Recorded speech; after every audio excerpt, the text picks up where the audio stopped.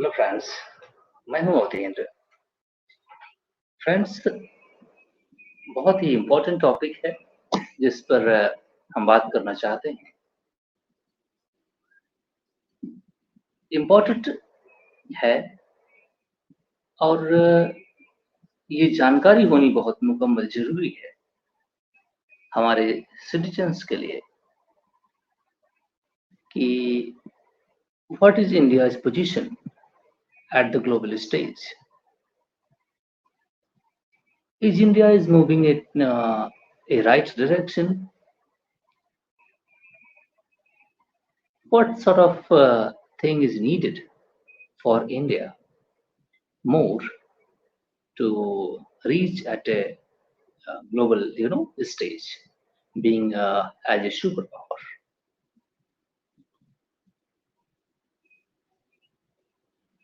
Population आपकी liability भी हो सकती है, पॉपुलेशन आपका एसेट भी हो सकता है।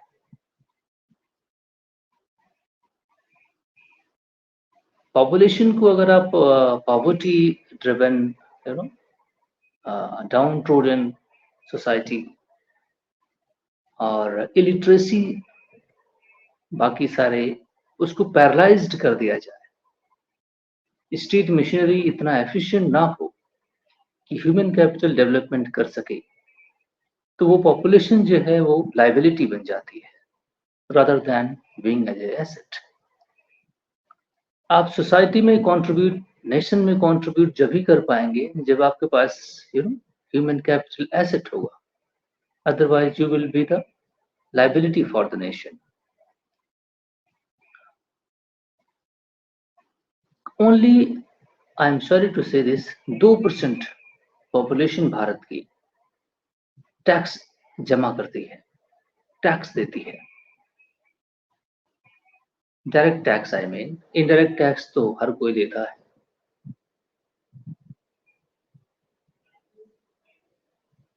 इस तरह से भारत किस तरह एक ग्लोबल स्टेज पर पहुंच सकता है, एक क्वेश्चन मार्क है।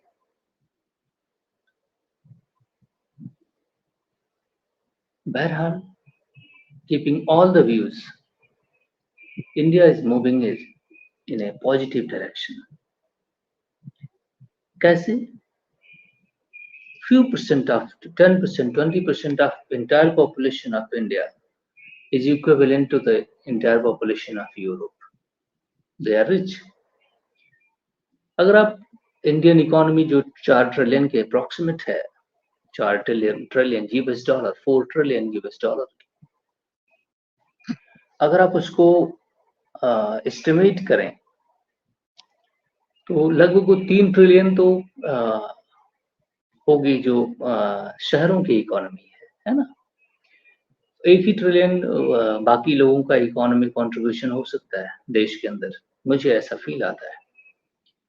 जीडीपी में कंट्रीब्यूशन एग्रीकल्चर का बहुत कम है, 17% है, जबकि उसमें पॉपुलेशन 50% से ज़्यादा, 52% पॉपुलेशन इंडिया की एग्रीकल्चर में है। GDP contribution, GVA value added contribution बहुत लिमिटेड है, लेस देन 20 है और कभी भी इससे आगे नहीं बढ़ा। हाँ, ग्रोथ रेट एग्रीकल्चर का 4.5% जो अप्रॉक्सीमेट है, चीजें ठीक है, लेकिन एक लाइबिलिटी है।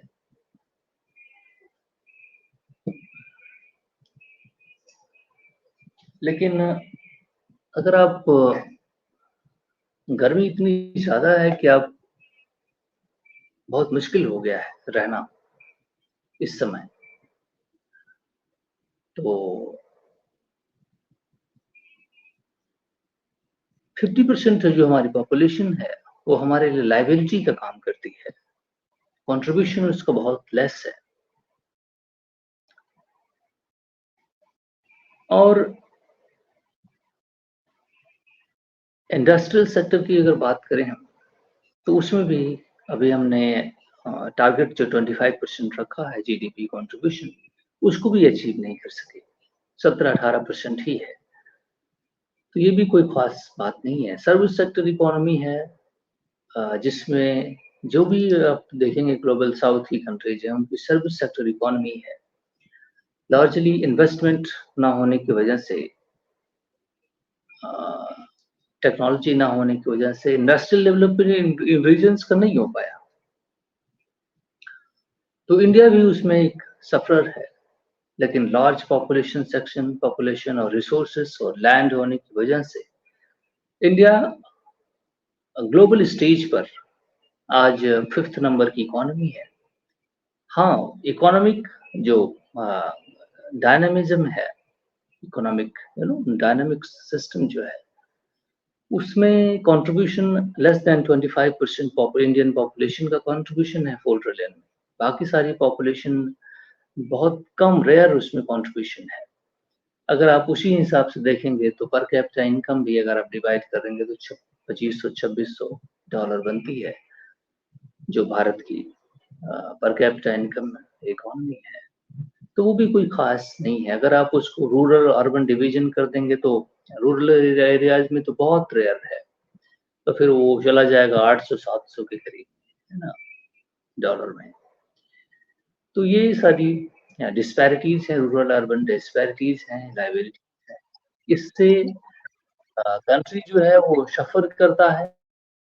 और लेकिन हाँ, ठीक है, धीरे-धीरे हम ह्यूमन रिसोर्स डेवलपमेंट में जा रहे हैं। तो हम उसको देख से आगे चीजें मूव करेंगी। हाँ, लायबिलिटी होने के साथ-साथ अब जो यूथ है particularly, they are migrating towards the urban areas. So they are, contributing towards the economy.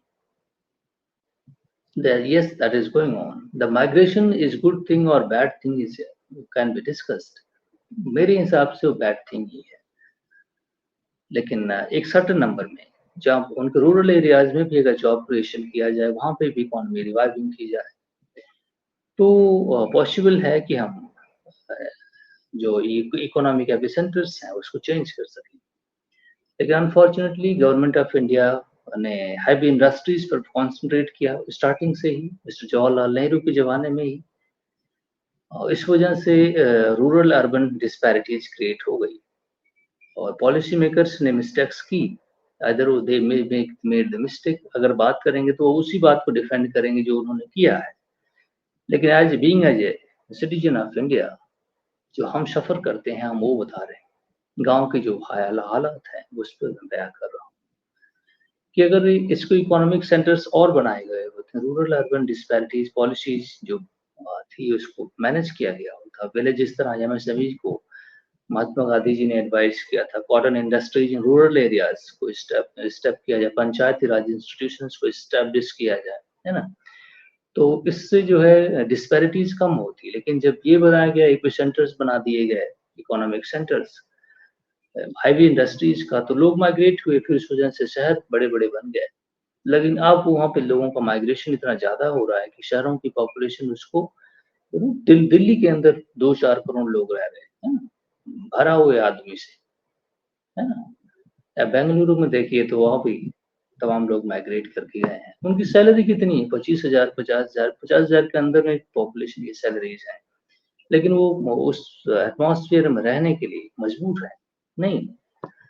सो अगर ये चीज़ें हुई होती स्टार्टिंग से और चीज़ें रिवाइव की गई होती तो ये प्रॉब्लम नहीं होती। बहरहाल ठीक है, फिर भी जिस भी पोज़ीशन में आज इंडिया है, it is moving, you know certain direction. I don't know it is right और रॉन्ग। हम दोनों पक्ष में हैं, राइट भी है और रॉन्ग भी है। चलो राइट ही मान के आगे बढ़ते हैं, तो ये भारत की ओवरऑल सिचुएशन बनेगी। अब ग्लोबल स्टेज पर इंडिया की, ग्लोबल स्टेज पर एज ए टोटल इकोनॉमी देखा जाता है भारत को, है ना।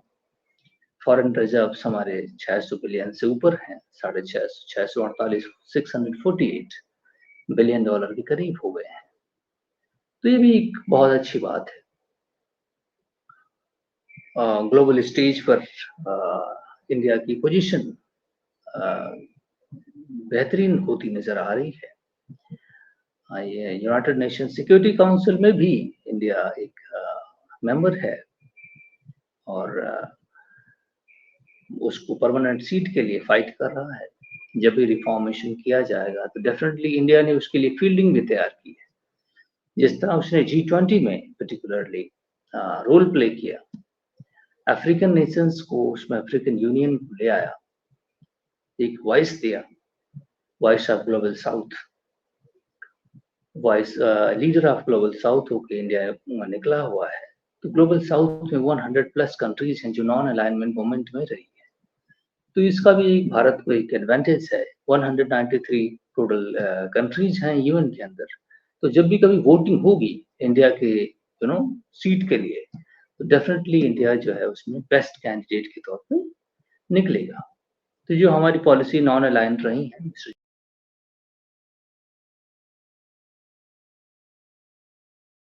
मोदी के जमाने में भी हम नॉन अलाइंड और मिडिल पाथ पर चल रहे हैं। जो भगवान बुद्ध ने भी पाथ दिया है ना, मिडिल पाथ, है ना। तो ये भी एक भारत की पॉलिसी में नजर आता है। सोशलिस्ट पॉलिसी भारत ने अडॉप्ट की और बाद में उसको कैपिटलिस्ट बनाया। आज मैक्सिमम कैपिटलाइजेशन हो रहा है। इंडस्ट्रीज इंडस्ट्रियलिस्ट पर्टिकुलरली निकल रहे हैं भारत में, यूनिकॉर्न्स बन रहे हैं। Definitely India is moving ahead. और ये जो एपिसेंटर्स बन रहे हैं नए नए आजकल, इकोनॉमिक एपिसेंटर्स, मैक्सिमम बड़ी बड़ी सीरीज बन रही है। तो ये भी एक बेहतरीन डायरेक्शन में मूवमेंट है। और देखिए ऐसी बात है कि मूवमेंट तो होगा, इसको रोका नहीं जा सकता। अगर आप उसको पॉजिटिव कंसिडरेशन मिले या नेगेटिव कंसिडरेशन मिले, but India will move ahead. वो किसी एक आदमी की वेल्थ जनरेशन कैपेसिटी के हिसाब से है, या मिस्टर कई सारे कैपिटलिस्ट हैं इंडिया के अंदर, उनकी वेल्थ में एक्सपोनेंशियल ग्रोथ हो रहा है। और इनइक्वालिटीज इंडिया के अंदर बढ़ती जा रही है। जिस तरह से कई सारी रिपोर्ट्स आती रहती हैं नेशनल एसेट डिस्ट्रीब्यूशन का, उसमें भी देखा जाए तो जिस तरह से इकोनॉमी में जिसका कंट्रीब्यूशन है, जिस सेगमेंट का, जिसमें जितना लोग कंट्रीब्यूटेड है, उस हिसाब से ही इकोनॉमी डिस्ट्रीब्यूटेड भी है। एग्रीकल्चर में अगर 52%, 52% लोग हैं उसमें, तो उसी तरह से फिर उनकी पर कैपिटा इनकम है और इसी तरह एग्रीकल्चर है। लेकिन हाँ, ओवरऑल लैंडस्केप जो है इंडिया, वो 42% एग्रीकल्चरल लैंड पर खेती होती है हमारे देश में। तो जिस वजह से काफी मैक्सिमम प्रोडक्शन भी फूड ग्रेन्स का हो जाता है, जिससे हमें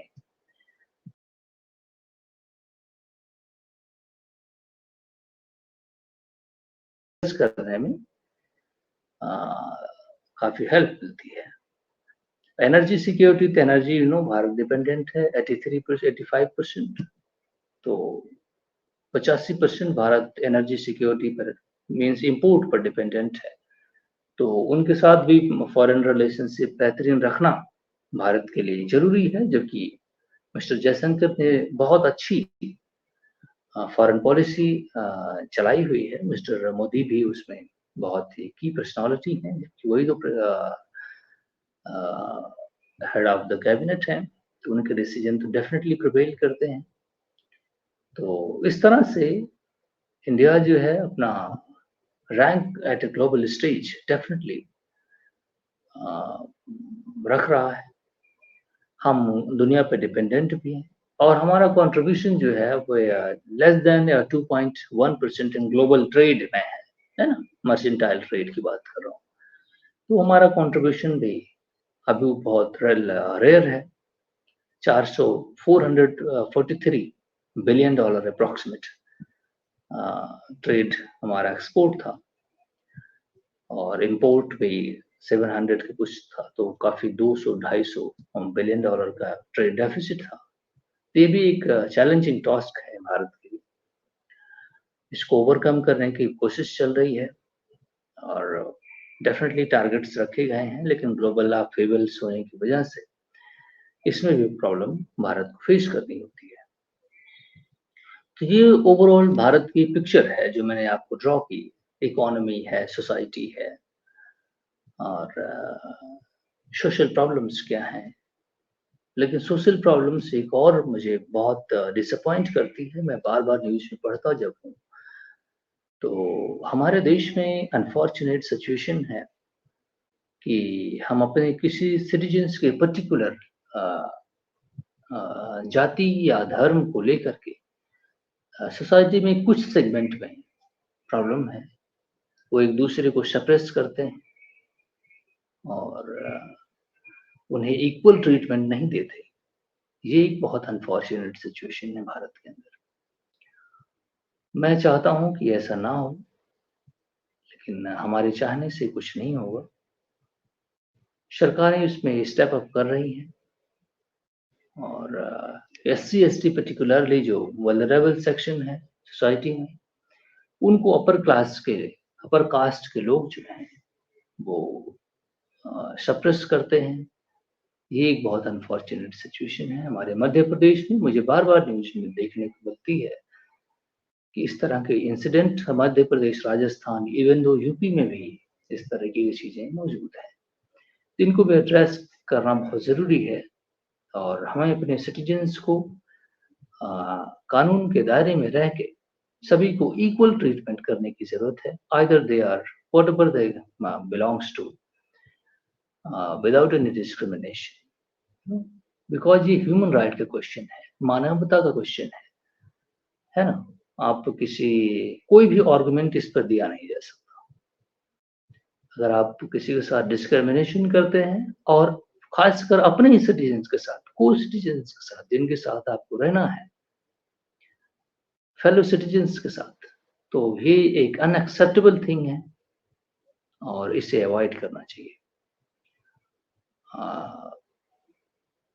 मेरे व्यूअर्स जहाँ तक हैं, आप इस पे सोचना शुरू करें कि किसी भी तरीके का discrimination based on caste and जाति के आधार पर या किसी भी भेदभाव, रंग, कलर, छोटा-बड़ा नहीं के बिहाफ पर किसी के साथ डिस्क्रिमिनेशन ना ही इसे कॉन्स्टिट्यूशन अलाउ करता है, ना ही इंटरनेशनल ह्यूमैनिटेरियन लॉज़ अलाउ करते हैं। ह्यूमन वैल्यूज़ जो इंटरनेशनल लॉज़ है, तो ये दोनों के खिलाफ है और इस तरीके की ये सोसाइटी के लिए इटसेल्फ अ, ज़रूरी है। किसी भी तरीके का डिस्क्रिमिनेशन सोसाइटी में नहीं होना चाहिए। Everybody should be treated equally, है ना? Because if they are human, must be treated humanly. So thank you very much, my friends. I hope आप सभी लोग अपना ध्यान रखेंगे क्योंकि गर्मी का इस मौसम में बहुत ज़्यादा हो रहा है और अनफॉर्चुनेटली हम क्लाइमेट चेंज को एड्रेस नहीं कर रहे हैं, है ना? तो ये एक काफ़ी इश्यू बनता जा रहा है और